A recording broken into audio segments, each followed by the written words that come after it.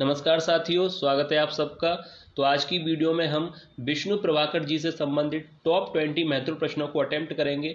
तो सभी विद्यार्थी वीडियो को जरूर देखिएगा क्योंकि काफ़ी ज़्यादा महत्वपूर्ण प्रश्न है। अगर वीडियो आपको पसंद आए तो लाइक कीजिएगा। तो चलिए वीडियो को शुरू करते हैं और देखते हैं आज का हमारा पहला प्रश्न।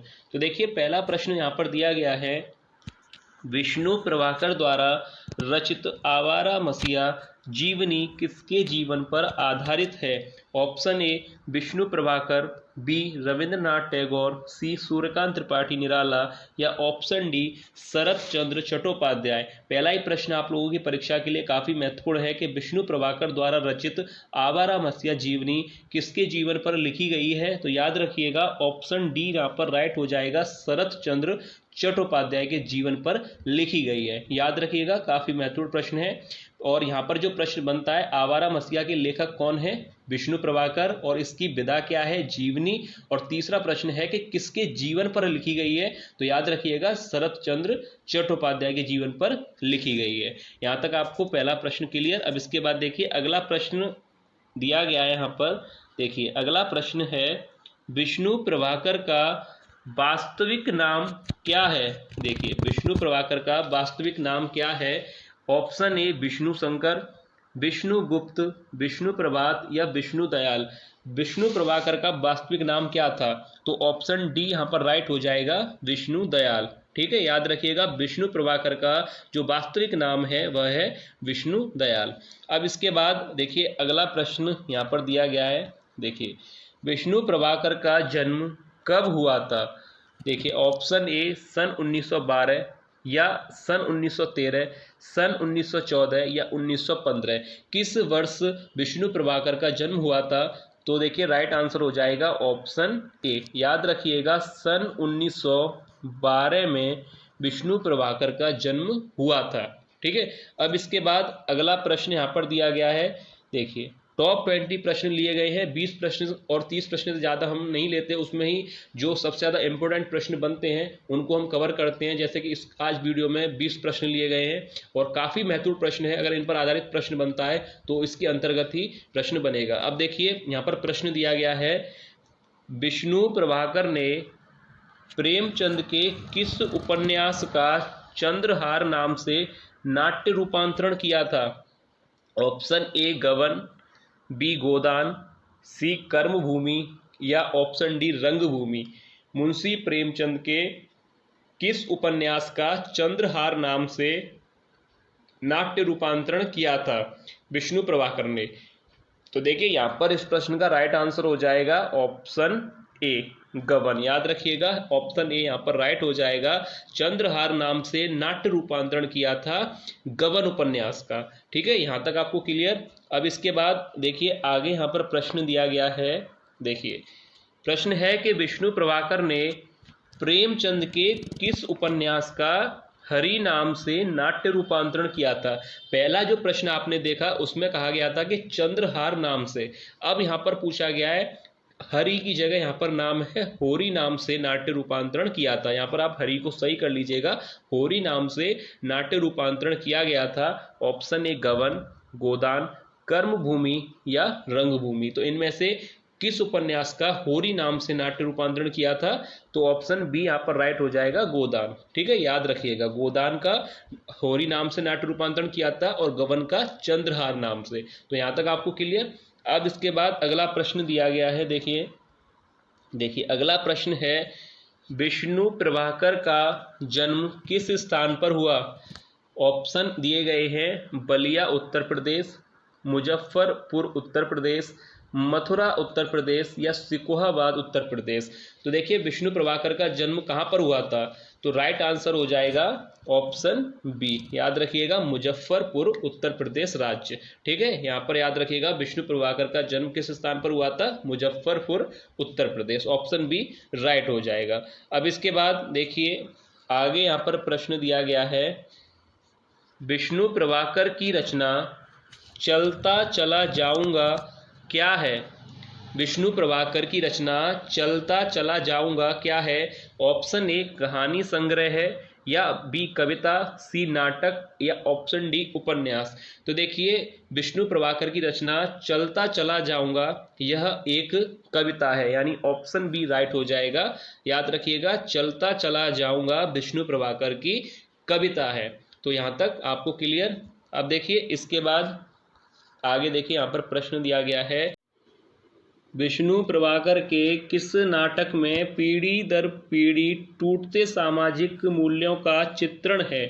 ऑप्शन ए युगे युगे क्रांति, बी हत्या के बाद, मेरा वतन, टूटते परिवेश। तो देखिए यहाँ पर राइट आंसर हो जाएगा ऑप्शन ए युगे युगे क्रांति। याद रखिए विष्णु प्रभाकर का कौन सा नाटक है जिसमें पीढ़ी दर पीढ़ी टूटते सामाजिक मूल्यों का चित्रण है? तो ऑप्शन ए राइट हो जाएगा युगे युगे क्रांति। अब इसके बाद देखिए अगला यहाँ पर प्रश्न दिया गया है।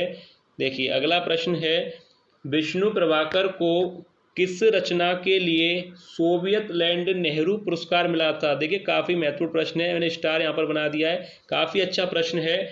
विष्णु प्रभाकर को किस रचना के लिए सोवियत लैंड नेहरू पुरस्कार मिला था? ऑप्शन ए हत्या के बाद, ऑप्शन बी टूटते परिवेश, सी आवारा मसीहा या ऑप्शन डी पंखहीन। यानी किस रचना के लिए इन्हें यह पुरस्कार दिया गया था? तो याद रखिएगा ऑप्शन सी राइट हो जाएगा, आवारा मसीहा के लिए। काफी प्रसिद्ध इनकी यह रचना है, आवारा मसीहा जीवनी है शरत चंद्र चट्टोपाध्याय की। तो याद रखिएगा इसके जो लेखक हैं वह विष्णु प्रभाकर, और इस ही रचना के लिए इनको सोवियत नेहरू पुरस्कार से सम्मानित किया गया था। ठीक है, याद रखिएगा, काफी महत्वपूर्ण प्रश्न है। अब इसके बाद देखिए अगला प्रश्न यहाँ पर दिया गया है। देखिए विष्णु प्रभाकर को किस उपन्यास के लिए साहित्य अकादमी पुरस्कार मिला? यह प्रश्न भी काफी महत्वपूर्ण है कि साहित्य अकादमी पुरस्कार विष्णु प्रभाकर को किस उपन्यास के लिए मिला था? ऑप्शन ए ढलती रात, बी क्षमादान, सी पाप का घड़ा या डी अर्धनारीश्वर। तो इनको किस रचना के लिए यह पुरस्कार दिया गया था? ऑप्शन डी राइट हो जाएगा, अर्धनारीश्वर। याद रखिएगा, कोई भी प्रश्न पर आपको कोई भी डाउट है तो कमेंट करके जरूर पूछ लीजिएगा, क्योंकि काफी महत्वपूर्ण प्रश्न है और एग्जाम के लिए काफी ज्यादा महत्वपूर्ण है। ये वाला प्रश्न भी काफी महत्वपूर्ण है कि विष्णु प्रभाकर को किस उपन्यास के लिए साहित्य अकादमी पुरस्कार मिला था? तो ऑप्शन डी अर्धनारीश्वर यहाँ पर राइट आंसर हो जाएगा। अब इसके बाद देखिए अगला प्रश्न दिया गया है। देखिए अगला प्रश्न, विष्णु प्रभाकर को किस नाटक के लिए भारतीय ज्ञानपीठ द्वारा मूर्ति देवी पुरस्कार मिला था? अब देखिए यहाँ पर उनका जो सम्मान है यहाँ पर दिया है कि विष्णु प्रभाकर को किस नाटक के लिए भारतीय ज्ञानपीठ द्वारा मूर्ति देवी पुरस्कार से सम्मानित किया गया था या पुरस्कार मिला था? ऑप्शन ए टूटते परिवेश के लिए, या हत्या के बाद, सत्ता के आर पार या संघर्ष के बाद। किस रचना के लिए इन्हें मिला था? तो देखिए ऑप्शन सी राइट हो जाएगा, सत्ता के आर पार। याद रखिएगा मूर्ति देवी पुरस्कार किस रचना के लिए मिला था? सत्ता के आर पार के लिए इनको भारतीय ज्ञानपीठ द्वारा मूर्ति देवी पुरस्कार से सम्मानित किया गया था। यहाँ तक आपको क्लियर है? अब देखिए इसके बाद अगला प्रश्न है। अगर किसी भी प्रश्न पर कोई भी डाउट है आप लोगों को तो कमेंट करके जरूर पूछ लीजिएगा। अब देखिए आवारा मसीहा जीवनी कितने भागों में विभक्त है? ऑप्शन ए 5 भागों में, 2 भागों में, 3 या 4 भागों में। सरल प्रश्न है, समय नहीं लेंगे इसमें ज़्यादा। ऑप्शन सी राइट हो जाएगा, 3 भागों में। अब इसके बाद अगला प्रश्न दिया गया है। देखिए आवारा मसीहा जीवनी के 3 भागों में से एक भाग नहीं है। ऑप्शन ए दिशा रथ, दिशाहारा, दिशा की खोज या दिशांत। इसमें से कौन सा भाग आवारा मसीहा जीवनी का नहीं है? ऑप्शन ए राइट हो जाएगा, दिशारथ। याद रखिएगा ये तीनों भाग हैं। अभी आपने देखे थे कि आवारा मसीहा जो है जीवनी कितने भागों में विभक्त है? 3। और कौन कौन से नाम है? दिशाहारा, दिशा की खोज और दिशांत। यहाँ पर ऑप्शन ए राइट हो जाएगा, यह भाग नहीं है।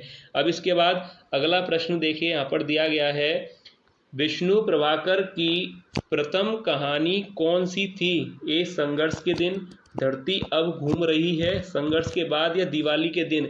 विष्णु प्रभाकर की पहली कहानी कौन सी है? ऑप्शन डी राइट हो जाएगा, दिवाली के दिन। याद रखिएगा विष्णु प्रभाकर की जो पहली कहानी है वह है दिवाली के दिन। अब इसके बाद देखिए अगला प्रश्न पूछा गया है कि विष्णु प्रभाकर की कहानी दिवाली के दिन का प्रकाशन वर्ष यहाँ पर पूछा गया है। विष्णु प्रभाकर की कहानी दिवाली के दिन का प्रकाशन वर्ष है, यानी किस वर्ष यह कहानी प्रकाशित हुई थी, सन 1929 में या सन 1930, 1931 या 1932। तो देखिए किस वर्ष इसका प्रकाशन हुआ था, तो सन 1931 में इसका प्रकाशन हुआ था, याद रखिए। अब इसके बाद यहाँ पर देखिए अगला प्रश्न पूछा गया है कि विष्णु प्रभाकर की कहानी दिवाली के दिन किस पत्रिका में प्रकाशित हुई। देखिए कितना अच्छा प्रश्न है कि दिवाली के दिन जो कि विष्णु प्रभाकर की कहानी है वह किस पत्रिका में प्रकाशित हुई थी। ऑप्शन ए हंस, मर्यादा, मिलाप या सरस्वती। तो किस में इसका प्रकाशन हुआ था, ऑप्शन सी राइट हो जाएगा, मिलाप। याद रखिएगा ऑप्शन सी यहाँ पर राइट होगा, मिलाप। अब इसके बाद अगला प्रश्न देखिए यहाँ पर दिया गया है, विष्णु प्रभाकर का प्रथम नाटक है। देखिए काफ़ी महत्वपूर्ण प्रश्न है। विष्णु प्रभाकर का प्रथम नाटक है, ऑप्शन ए टूटते परिवेश, हत्या के बाद, क्षमादान या युगे युगे क्रांति। पहले तो इस प्रश्न पे मैं इंपोर्टेंट लिख दूं, काफ़ी अच्छा प्रश्न है और सरल भी है। प्रश्न है कि विष्णु प्रभाकर का प्रथम नाटक कौन सा था, तो ऑप्शन बी यहाँ पर राइट हो जाएगा, हत्या के बाद। याद रखिएगा यह काफ़ी महत्वपूर्ण प्रश्न है कि विष्णु प्रभाकर का प्रथम नाटक है, ऑप्शन बी यहाँ पर बिल्कुल राइट आंसर हो जाएगा, हत्या के बाद। अब इसके बाद अगर अगला प्रश्न देखें, देखिए अगला प्रश्न यहाँ पर दिया गया है, आवारा मसीहा जीवनी का प्रकाशन वर्ष है, यानी किस वर्ष में यह जीवनी प्रकाशित हुई थी, 1973, 1974, 1975 या 1976। किस वर्ष में यह प्रकाशित हुई थी, तो ऑप्शन बी यहाँ पर राइट हो जाएगा, सन 1974 में इसका प्रकाशन, प्रथम संस्करण का प्रकाशन हुआ था। अब इसके बाद अगला प्रश्न देखिए यहाँ पर दिया गया है। अगला प्रश्न है कि प्रभाकर की रचना ज्योतिपुंज हिमालय की विधा है। ऑप्शन ए निबंध है, उपन्यास है, नाटक है या यात्रा व्रत है। तो देखिए प्रभाकर की रचना ज्योतिपुंज हिमालय की विधा क्या है, तो ऑप्शन इसका राइट हो जाएगा डी। याद रखिएगा ऑप्शन डी यहाँ पर राइट आंसर हो जाएगा। अब इसके बाद देखिए अगला प्रश्न है जो कि वीडियो का लास्ट प्रश्न है।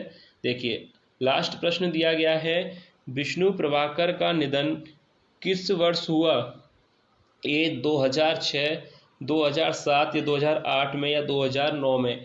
तो कब इनका निधन हुआ था, किस वर्ष में इनका निधन हुआ था विष्णु प्रभाकर का, तो इस पर राइट आंसर हो जाएगा ऑप्शन डी, 2009 में इनका निधन हुआ था। ठीक है, याद रखिएगा काफ़ी महत्वपूर्ण प्रश्न थे। तो ये था आज की वीडियो का लास्ट प्रश्न। उम्मीद है कि आप लोगों को वीडियो पसंद आई होगी, आज के प्रश्न आप लोगों को अच्छे लगे होंगे। अगर वीडियो आप लोगों को पसंद आई है तो वीडियो को लाइक जरूर कीजिएगा और वीडियो को शेयर जरूर कीजिएगा, ताकि और भी विद्यार्थियों तक ये वीडियो पहुंच सके और उन्हें भी अपनी तैयारी करने में मदद मिल सके। तो चलिए मिलते हैं नेक्स्ट वीडियो।